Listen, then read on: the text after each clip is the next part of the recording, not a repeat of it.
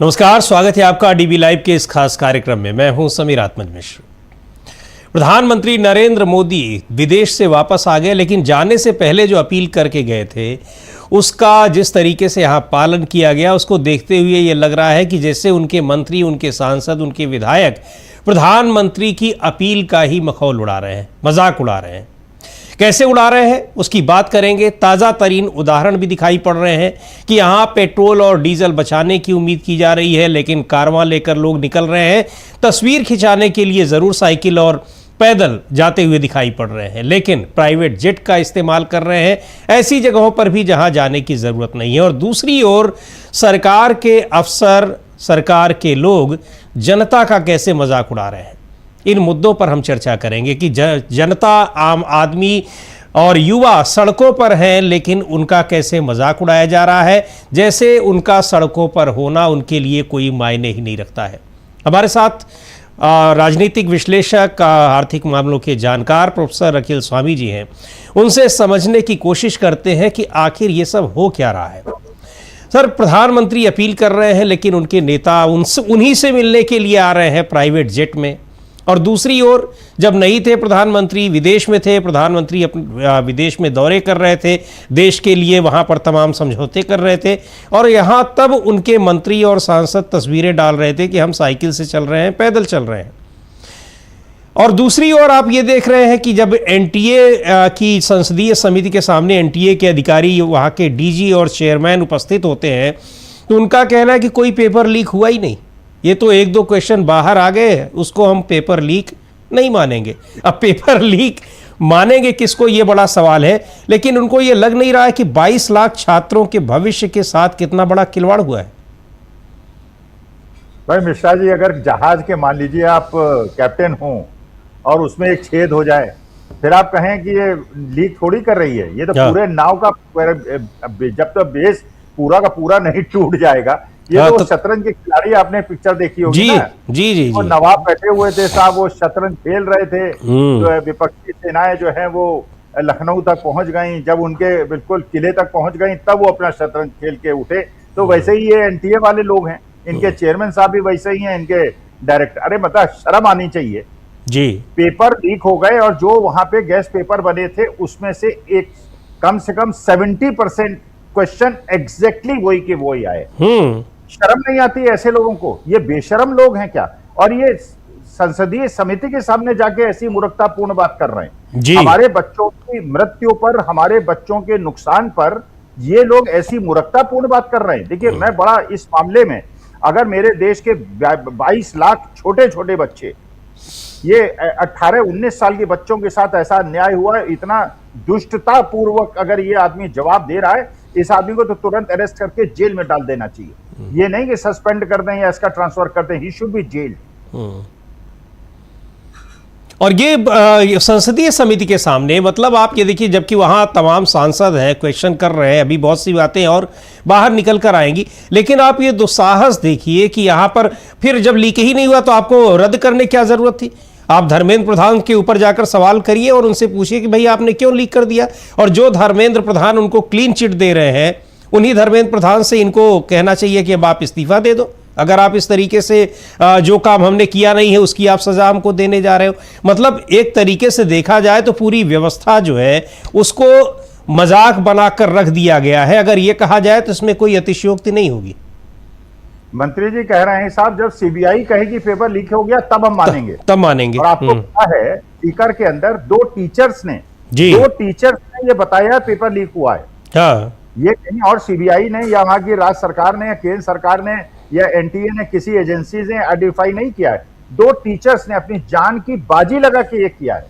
और जब एफआईआर लिखाने गए तो उनकी एफआईआर नहीं लिखी जा रही थी, जांच की बात नहीं की जा रही थी। उन अध्यापकों को मैं प्रणाम करता हूं, उन्हें मैं सलाम करता हूं। कम से कम अपने बच्चों के हित में उन्होंने अपनी, और ये भी मैं निवेदन करता हूं राजस्थान सरकार से, इन टीचर्स को प्रोटेक्शन दीजिए, इनकी जान को खतरा है, क्योंकि उन्होंने ही ये रहस्य जो है इसका उद्घाटन किया है। और इतनी ज्यादा निर्लज्जता और इतना ज्यादा बेशर्मी, इसीलिए जो ये कॉकरोच जनता पार्टी है, और मैं मिश्रा जी आपको बता दूं, मुझे बधाई दीजिएगा, आज मैंने ऑफिशियली कॉकरोच जनता पार्टी ज्वाइन कर ली। जी बिल्कुल बिल्कुल, आपको बधाई है। लेकिन इस कॉकरोच जनता पार्टी को लेकर भी बड़े सवाल उठ रहे हैं कि आखिर ये अचानक इतनी तेजी से बढ़ रही है, ये युवाओं का आक्रोश ही है जो इनके समर्थन में जा रहे हैं, उनको एक मंच मिल गया है, प्लेटफॉर्म मिल गया है, या फिर ये कहीं किसी और दूसरे तरह की राजनीति का टूल किट है? जो भी है, हम लोग बात उस पर भी करेंगे। हालांकि हम लोग चर्चा कर भी चुके हैं, आगे भी उस पर बात होगी। लेकिन इतना तो माना ही जाएगा कि अगर इस पार्टी को इतना व्यापक जन समर्थन मिल रहा है और युवाओं को लेकर ही, और सुप्रीम कोर्ट की उस टिप्पणी के बाद जिसमें कहा गया कि बेरोजगार लोग कॉकरोच और पैरासाइट की तरह से हैं, तो ये माना जाएगा कि युवाओं का गुस्सा, युवाओं की नाराजगी वो कहां तक पहुंच चुकी है। सचेत हो जाना चाहिए सभी को, सरकार को भी, विपक्ष को भी। देखिए मिश्रा जी, मैं बिल्कुल स्पष्ट बताऊं, गोदी मीडिया में जब जाता हूं कई बार वो कहते हैं साहब ये कांग्रेस समर्थक है, ये प्रो कांग्रेस है। मेरा वहीं पे टोक के जवाब होता है, मैं बीजेपी, एंटी बीजेपी हूं, एंटी मोदी हूं, मैं कांग्रेस समर्थक नहीं हूं। मैं अगर महाराष्ट्र में वोटर हूं तो मैं उद्धव ठाकरे के साथ हूं, अगर बंगाल में वोटर हूं तो टीएमसी के साथ हूं, अगर उत्तर प्रदेश में हूं तो सपा के साथ हूं, अगर बिहार के अंदर हूं तो आरजेडी के साथ हूं।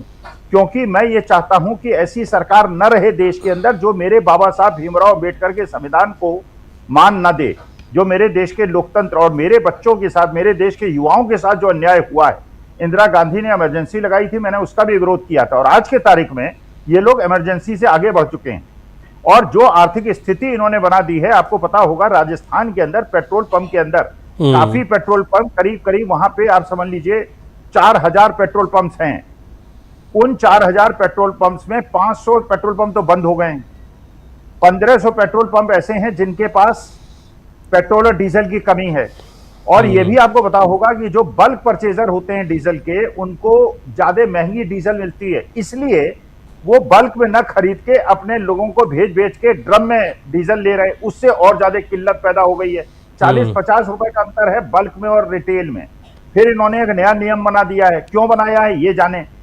इन्होंने नियम बना दिया है कि अब पेट्रोल पंप वाले जो हैं वो पहले कैश पैसा देंगे तब उनको पेट्रोल डीजल मिलेगा, पहले उनको उधार में मिल जाता था। ये सारी की सारी प्राइसेस इन लोगों ने क्रिएट की है। लोगों के दाम बढ़ गए हैं, उनके उत्पाद के दाम बढ़ गए हैं, ग्राहक कम हो गए हैं। अर्थव्यवस्था में जो नीचे का वर्ग है पूरी तरह से परेशान हो गया है। देखिए सीधी सी बात है, कॉकरोच जनता पार्टी, मैंने कोई 7 फेरे तो ले नहीं दिए उसके साथ, मैंने कोई शादी तो कर नहीं ली। मैं तो ये मानता हूं इस सत्ता को जो हटाएगा मैं उसके साथ हूं। और इस सत्ता, क्योंकि ये सत्ता ऐसी नहीं है जिसके हाथ में देश जितने दिन ज्यादा रहेगा उतना ज्यादा मेरे देश के बच्चों का और मेरे देश के युवाओं को परेशानी होगी।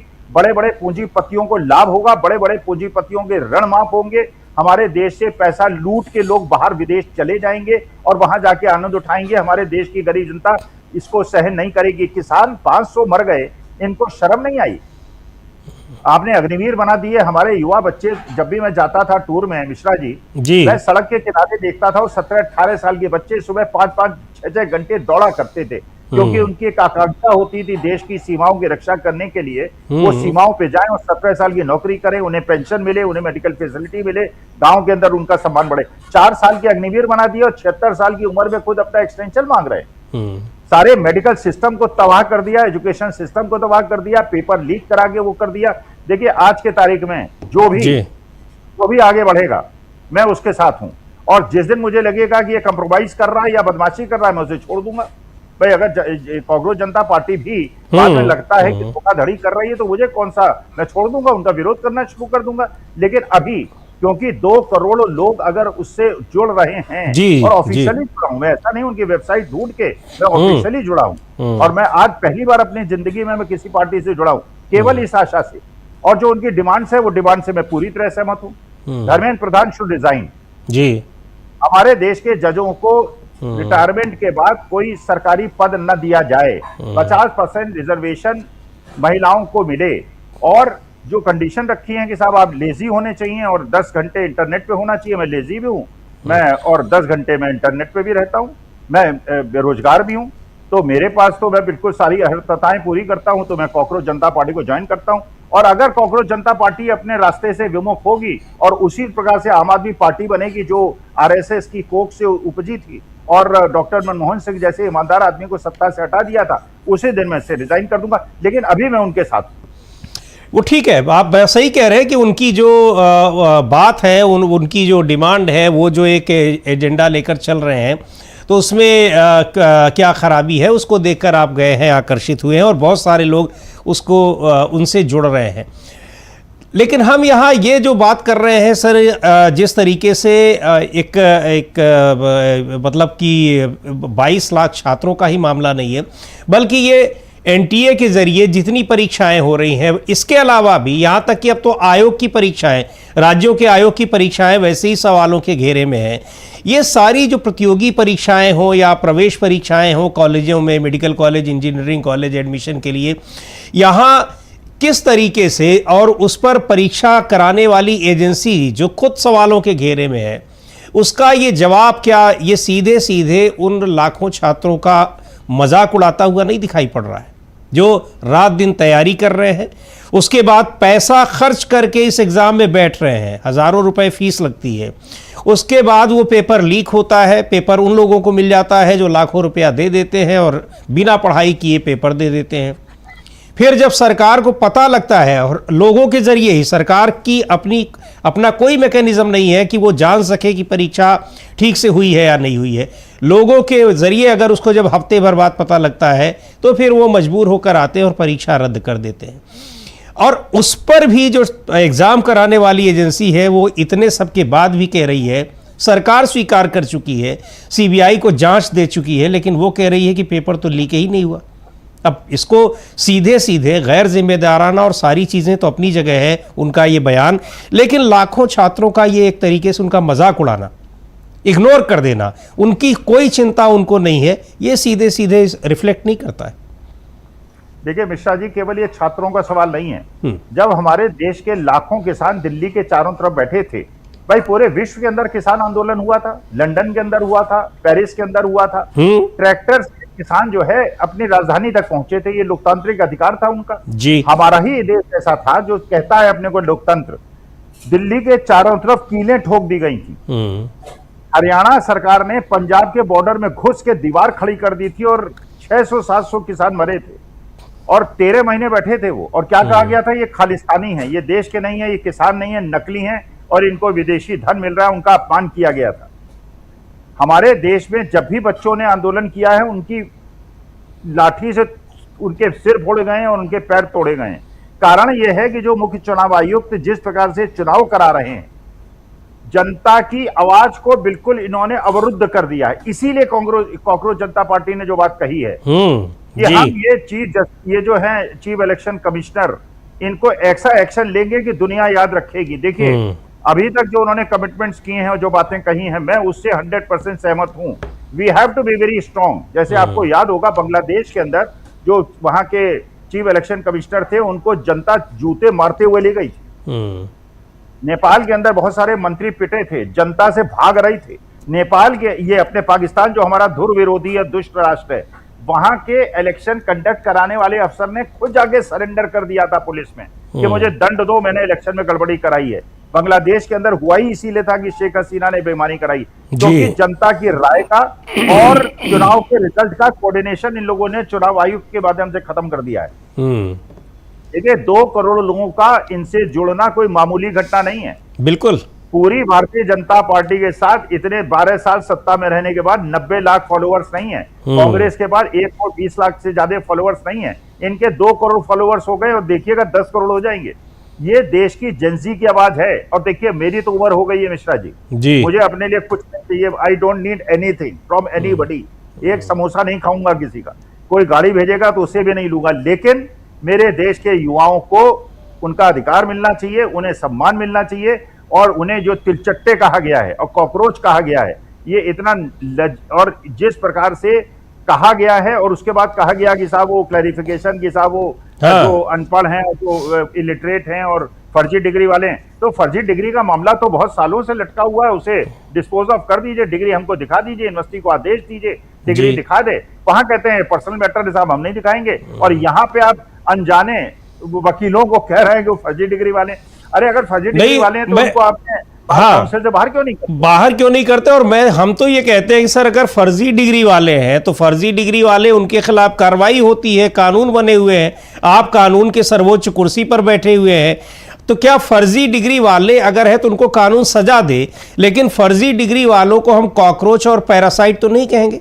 फर्जी डिग्री, बहुत सारे लोग ऐसे हैं जिनकी डिग्री पर सवाल है, तो क्या हम उनको कॉकरोच और पैरासाइट कह दें? ये मुझे लगता है कि इस बात, इसने सबसे ज़्यादा जो कहा, एक तरीके से अगर छुआ है मन को या पीड़ा पहुंचाई है युवाओं को, इस बात ने पहुंचाई है कि आपको, एक तो आपके सिस्टम ने हमको बेरोजगार कर रखा है, या और उसके बाद हम कॉकरोच बन रहे हैं। और मान लीजिए कि फर्जी डिग्री, तो या फर्जी डिग्री तो बहुत सारे लोगों की डिग्री पर सवाल उठते हैं, तो क्या अब उनको कॉकरोच मान लिया जाए? ये भी एक बड़ी मतलब क्या कहें इसको, बहुत हैरानी वाली बात है। नहीं मिश्रा जी, यहाँ मैं आपसे सहमत नहीं हूँ जी, यहाँ मैं आपसे सहमत नहीं हूँ। देखिए, सीधी सी बात है, हमारे हिंदुस्तान में 90% लोग ऐसे हैं जो मेहनत करते हैं, रात रात भर पढ़ते हैं, लालटेन में पढ़ते हैं, सड़क के किनारे पढ़ते हैं, ईमानदारी से पढ़ते हैं, ईमानदारी से परीक्षा पास करते हैं और एक्चुअल डिग्री पाते हैं। और 10% लोग ऐसे हैं जो फर्जी डिग्री लेके, फर्जी एफिडेविट देके बड़े बड़े पदों में पहुंच जाते हैं। मैं इस मामले में देखिए बिल्कुल सहमत हूं। जिनकी भी फर्जी डिग्री है, उन्होंने ईमानदार लोगों की नौकरियां खाई हैं। जो लोगों को नौकरी मिलनी चाहिए थी, चाहे वो ये फर्जी पेपर देके भी और खरीद के 25 लाख में भी जो बैठे हुए हैं, मैं इनको भी कोई उसकी निगाह से नहीं देखूंगा। जो विजय माल्या और मेहुल चोकसी और ललित मोदी और नीरव मोदी देश का पैसा लूट के भागे हैं, मैं इनको भी, मैं कोई नहीं कि साहब बड़ी इज्जत करूं और मैं ह्यूमन हो जाऊं उनके साथ। देखिए, मेरी भारत माता की पीठ में जो भी छुरा भोंकेगा, मैं उसको किसी भी वर्ड से यहां मैं सहमत हूं। जो फर्जी डिग्री वाले हैं वो बिल्कुल हो सकते हैं जो उन्होंने शब्द कहा, लेकिन उनको आइडेंटिफाई करके जेल के अंदर भेजना चाहिए। और इसमें मैं आपसे मिश्रा जी बिल्कुल सहमत नहीं। मेरा कहने का तात्पर्य सर यही है कि जिनके पास फर्जी डिग्री है, आप उनको करिए, उनके खिलाफ एक्शन लीजिए, जेल भेजिए, कानून में जो सजा हो वो दीजिए, लेकिन फर्जी डिग्री अगर किसी के पास है या किसी की डिग्री पर सवाल है तो आप उसको कॉकरोच और पैरासाइट कहें, इस पर मुझे थोड़ी आपत्ति है। और दूसरी बात यह है, मैं दीमक कहूंगा जी, नहीं, अगर फर्जी डिग्री वाला कोई आदमी है और झूठ बोलता है जी, और आदतन झूठा है, वो आदतन झूठा है, और ये हमारे देश के लोगों के और हमारे देश के सिस्टम को उसने कोलैप्स कराया है, उसको धोखा दिया है, मैं भी उसे मैं कहूंगा दीमक है। ये हमारे देश को नुकसान पहुंचा रहे हैं, हमारे देश को चट्ट कर रहे हैं। विजय माल्या, नीरव मोदी, मेहुल चोकसी, मैं इनके लिए, मेरे दिमाग में कोई वो नहीं है। जिन लोगों ने देश के लिए तपस्या की है, मैं गरीब से गरीब आदमी हिंदुस्तान का, जो मजदूरी करता है, जो ठेला लगाता है, जो ओला उबर चलाता है, जो ट्रक चलाता है, पसीना बहाता है, देश के लिए आगे बढ़ता है, मैं उसे प्रणाम करता हूं, उसे नमस्कार करता हूं। और जो भी मेरी भारत माता को धोखा देता है और धोखे और छल प्रपंच के माध्यम से ऊंचे पद हासिल करता है, उसे मैं इससे भी कठोरतम शब्द से अभी कहूंगा नहीं, बाद में बताऊंगा क्या कहूंगा, लेकिन दीमक मैं कह सकता हूं, जो हमारे देश की आधारशिला को चाट गए हैं। लेकिन सर एक चीज़ मुझे बताइए, अब इस पर बात हो रही है तो इसलिए मैं एक सवाल इस पर आपसे और पूछ ले रहा हूं कि जिनकी साबित हो जाए कि फर्जी डिग्री है, आप उन्हीं को तो दीमक, कॉकरोच और ये सब कहेंगे अगर आप कहना चाहते हैं। दीमक वाली बात तो बिल्कुल साबित है कि वो इस देश की व्यवस्था को ही ऐसे लोग ख़त्म कर देंगे, खा जाएंगे, चाट जाएंगे। लेकिन बहुत से लोग ऐसे होते हैं कि उनकी डिग्री पर सवाल उठते हैं, लेकिन कोई साबित नहीं कर पाता है कि फर्जी है या असली है या नकली है, तो क्या आप उनको भी कॉकरोच और पैरासाइट कहेंगे? कम से कम देखिए, नहीं देखिए, अगर मान लीजिए कोई आदमी हाईकोर्ट में जाता है जी और कहता है कि अखिल स्वामी कहते हैं कि इन्होंने आईटी बीएचयू से 1973 में इंजीनियरिंग की थी और 74-76 में इलाहाबाद यूनिवर्सिटी मोरेरवा से एमबीए किया था, ये मान लीजिए कोई कहता है नहीं स्वामी जी की फर्जी डिग्री है, इनको दिखाया जाए। मैं, हाईकोर्ट मुझे ऑर्डर करेगा, मैं दिखा दूंगा और फिर उसमें मानहानि का केस करूंगा जिसने मेरे खिलाफ ये आरोप लगाया। लेकिन अगर मान लीजिए कोई आदमी कहे कोर्ट से कि साहब इसकी जांच करवा लीजिए, वो कहे नहीं आप पे 25,000 का फाइन किया जाता है, ये निजता का उल्लंघन है, और फिर कहता है जिनकी फर्जी डिग्री है उनको हम कॉकरोच कहते हैं, ये विरोधाभासी है जी। भाई यार जांच कराइए, और जो भी है, जो कितना बड़ा आदमी हो उसे सड़क पे घसीटते हुए ले जाइए। आपको नहीं पता होगा, आम आदमी पार्टी का एक मंत्री था तोमर, वो लॉ की डिग्री उसकी फर्जी बताई गई थी, उसको पुलिस जो है घसीटते हुए रेलवे स्टेशन में ले गई थी। तो देखिए, अब आप सोचिए, ये झोला डॉक्टर होते हैं कि नहीं होते हैं? वो गांव के अंदर बैठ जाते हैं फर्जी डिग्री वगैरह लगा के और लोगों का पेट काट देते हैं, कहीं दिल काट देते हैं, कहीं कुछ कर देते हैं और लोग मर जाते हैं। ऐसे लोगों को तो फांसी पे चढ़ा देना चाहिए। तो आप कह रहे हैं उनको तिलचट्टा नहीं कहना चाहिए, लेकिन जिस पे भी आरोप लगे कि फर्जी डिग्री है उसकी जांच होनी चाहिए, कोर्ट को उसकी त्वरित जांच करवानी चाहिए। और जिन लोगों का संदर्भ दे रहे हैं, चाहे वो हमारे बिहार के एक उच्च पदस्थ चीफ मिनिस्टर हो या एक्स एकेडमी मिनिस्टर हो या देश के सर्वोच्च नेता हो, जिन जिन पे प्रश्न उठाए 15 दिन के अंदर यूनिवर्सिटी से मंगवा लीजिए कि उन्होंने क्या क्या डिग्री पास की है। अगर सही है माफी मांग लेंगे, कान पकड़ के उठक बैठक कर लेंगे, नहीं इन लोगों को जेल भेज दीजिए। हाँ, अब मांगी तो जा रही है बहुत दिन से, लेकिन अब जब दिखाई पड़े, लेकिन ये है कि बिल्कुल बात सही आप कह रहे हैं कि ये तो अगर फर्जी या किसी के पास हो, चाहे डिग्री हो चाहे जो चीज़ हो, और डिग्री तो ऐसी चीज़ है कि उसको फर्जी उसकी बात क्यों करना। बहरहाल हम बात यहाँ जहाँ शुरू कर रहे थे सर, एक बार फिर से उस पर आएंगे। अब ये जो बहुत सारे मंत्री हैं, मंत्री आ रहे हैं प्रधानमंत्री से मिलने के लिए। अब शुभेंदु अधिकारी जी आए अपना बढ़िया जहाज से और प्राइवेट जेट से, उनका है सरकारी होगा, अपने से कहाँ आएंगे वो, उससे आ रहे हैं। अब प्रधानमंत्री से ही मिलने आ रहे हैं। वही प्रधानमंत्री लोगों को कह के गए थे कि भाई आप लोग बचत करिए। उन्होंने कहा नहीं था कि आप लोग साइकिल से चलिए, लेकिन लोगों ने कहा हम इतनी बचत कर देंगे कि हम पेट्रोल डीजल का इस्तेमाल ही नहीं करेंगे। उनके मंत्रियों ने कहा, आम लोगों ने नहीं। आम तो लोगों की तो हम लोग ट्रैफिक देख रहे हैं रोज, ट्रैफिक में कोई फर्क नहीं पड़ा है। लेकिन अब वही मंत्री अगर प्रधानमंत्री से मिलने के लिए आ रहे हैं जेट में, काफिले के साथ, सारी चीजें हैं, तो क्या जैसे प्रधानमंत्री उन लोगों को चिढ़ाने के लिए तुरंत रैली करने लगे और रोड शो करने लगे, उसके बाद विदेश चले गए, तो ये लोग भी क्या प्रधानमंत्री को अब ये चिढ़ाने के लिए ऐसा कर रहे हैं क्या? कायदे से तो आम आदमी की तरह मान लीजिए जहाज से ही आते, चूंकि ट्रेन से आते कोलकाता से तो समय ज़्यादा लगता, आ सकते थे एक उसमें जो सामान्य वर्ग में जहाज में बैठकर। इस तरीके से क्यों आ रहे हैं? एक बार मिश्रा जी क्या हुआ, एक छठी क्लास का बच्चा जी क्लास में आता था, उसके मोजे से बदबू बहुत आती थी। तो टीचर ने कहा तुम्हारे मोजे से बदबू बहुत आती है, कल से ये मोजा पहन के मत आना। तो अगले दिन वो आया, नए मोजे उसने खरीद के पहन के आया। तो टीचर ने कहा कि मैंने तुमसे कहा था गंदे मोजे मत पहन के आना, बदबू आती है, आज फिर बदबू आ रही है। तो लड़का कहता है देखिए मैडम मैं जानता था अब ये कहेंगी, तो मैंने देखिए मोजे तो नए पहने हैं लेकिन गंदे मोजे जेब में रख के लाया हूं।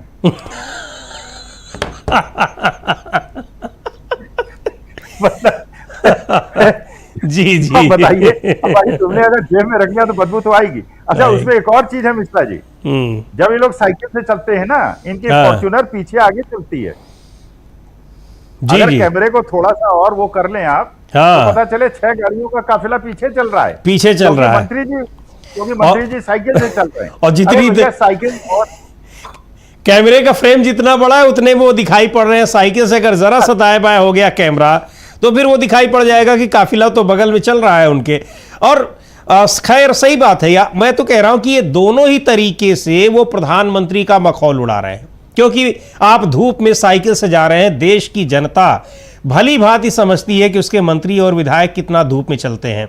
चुनाव के समय भी, अप्रैल मई जून में जब चुनाव होते हैं तो उस समय भी बड़ी मुश्किल में वो लोग जनसंपर्क के लिए भी धूप में नहीं निकल पाते हैं, शाम को और सुबह निकलते हैं। वो कहाँ से सचिवालय से लेकर अपने घर तक पैदल जाएंगे, लेकिन वो लोग जानबूझकर ऐसा कर रहे हैं। प्रधानमंत्री का मजाक उड़ा रहे हैं, प्रधानमंत्री उनका उड़ा रहे हैं, लेकिन अल्टीमेटली हम लोग जो देख रहे हैं मजाक उड़ रहा है देश की जनता का।